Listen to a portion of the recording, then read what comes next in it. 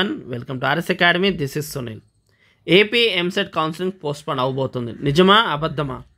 ఒకవేళ నిజమైతే ఇప్పుడు అయిన వెరిఫికేషన్ మళ్ళీ మనం అప్లోడ్ చేసి వెరిఫికేషన్ చేయించుకోవాలా, లేదు కొత్త స్కెడ్యూల్ ఇస్తారా, లేదు యథావిధి డేట్స్తో కంటిన్యూ చేస్తే మనం ఇచ్చే వెబ్ ఆప్షన్స్కి సీట్ అలాట్మెంట్ అప్పుడు ఏమైనా ఎఫెక్ట్ ఉందా, ఇలాగ అన్ని డీటెయిల్స్ క్లియర్గా ఈ వీడియో సెషన్లో మనం మాట్లాడబోతున్నాం. సో ఫస్ట్ నిజమా అబద్ధమా అంటే మనకైతే చూస్తున్న పరిస్థితులు బట్టి అయితే పోస్ట్పోన్ అవ్వే అవకాశమే ఉంది.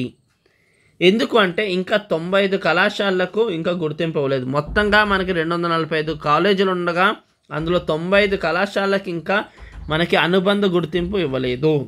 కాబట్టి లిస్ట్ అన్నది రెడీగా లేదు. రెండోది మనకి ఫీజులది ప్రాబ్లం. సో ఫీజెస్ విషయంలోకి వచ్చేసరికి 45,000 మినిమం ఫీజు గాను, 105,000 పీక్స్ ఫీజు గాను మన కమిటీ అయితే సిఫార్సు చేయడం జరిగింది లాస్ట్ జూన్లో. సో దానికి సంబంధించి హైకోర్టు ఒక డెసిషన్ ఇవ్వాలి, దానికి సంబంధించి మన గవర్నమెంట్ ఒక రూల్ పాస్ చేయాలి. ఇది చాలా ప్రొసీజర్స్తో ఉంది. యాక్చువల్గా ఇవన్నీ టెక్నికల్ ఇష్యూస్ రెడీగా లేకుండా మనకి ఆల్ ఆఫ్ సడన్ మనకి నోటిఫికేషన్ చేయడం జరిగింది. ఇక్కడ చూడొచ్చు మీరు, కౌన్సిలింగ్కి ముందే ఇవన్నీ పరిశీలించాల్సి ఉన్నత విద్యాశాఖ ఏమీ పట్టించుకోకుండా ఒకేసారి షెడ్యూల్ ఇచ్చే ఇలాంటి సాంకేతిక విద్యాశాఖపై ఒత్తిడి తెచ్చింది. దీంతో హడావిడిగా షెడ్యూల్ ఇచ్చేశారు. కాబట్టి ఇప్పుడు ఇవన్నీ సెట్ చేయకుండా మనకు కనుక కౌన్సిలింగ్ ఇలానే కొనసాగించారనుకోండి, మళ్ళీ వెబ్ ఆప్షన్స్లో చాలా ఇబ్బంది ఉంటుంది. ఫస్ట్ థింగ్, మీరు ఎవరైతే ఇప్పుడు ఆల్రెడీ సర్టిఫికేట్స్ అప్లోడ్ చేశారో అండ్ వెరిఫికేషన్ అయిపోయిందో మీకు ఏం ప్రాబ్లం లేదు. ఒకవేళ పోస్ట్పోన్ అయినా పోస్ట్పోన్ కాకపోయినా మీరు ఒక్కసారి మీ వెరిఫికేషన్ అయిపోయింది కాబట్టి ఏం ప్రాబ్లం లేదు. వెబ్ ఆప్షన్స్ విషయం మనకి ముందు వెనక్కి జరిగే అవకాశం ఉంది.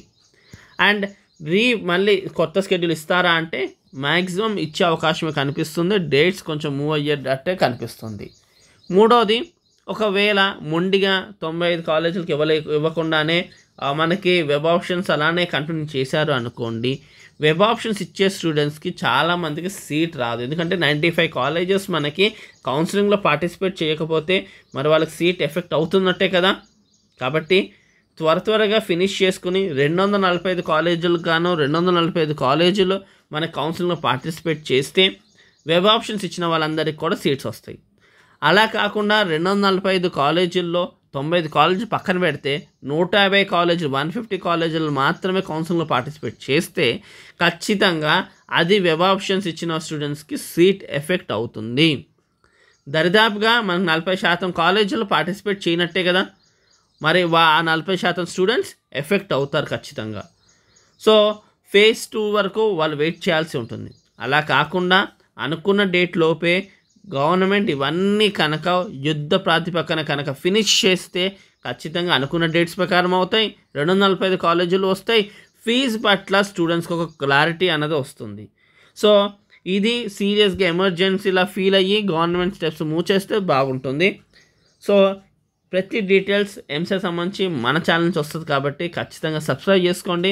అండ్ ఈ ఇన్ఫర్మేషన్ మీ ఫ్రెండ్స్ అండ్ రిలేటివ్స్కి ఖచ్చితంగా షేర్ చేయండి. అండ్ పర్సనల్ గైడెన్స్ కావాలి అంటే కింద డిస్క్రిప్షన్లో డీటెయిల్స్ ఇచ్చాం, క్లిక్ చేసి దాని బేస్డ్ ఆన్ మీరు అప్రోచ్ అవ్వచ్చు. Thank you for watching. Do share subscribe our channel.